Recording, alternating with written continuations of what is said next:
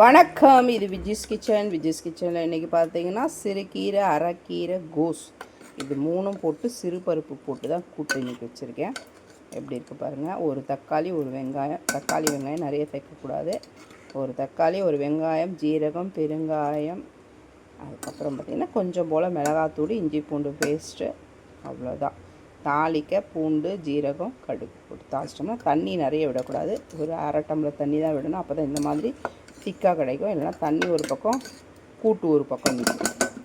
இப்படி தான் வைக்கணும் கூட்டு. கொஞ்சமாக அப்பளம் பொரிச்சிருக்கேன். கூடவே கொஞ்சம் வத்தலும் பொரித்து வச்சுருக்கேன். இன்றைக்கி என்ன குழம்புன்னு பார்த்தீங்கன்னா கத்திரிக்காய், முருங்கைக்காய், உருளைக்கிழங்கு போட்டு தேங்காய் அரைச்சி ஊற்றிருக்கேன். இன்றைக்கி தேங்காய் நல்லா வச்சு அரைச்சி ஊற்றி இன்றைக்கி தேங்காய் வச்சு தான் குழம்பு. Rice, white rice. இன்றைக்கி தான் லஞ்ச் பாக்ஸ் கட்ட போகிறேன்.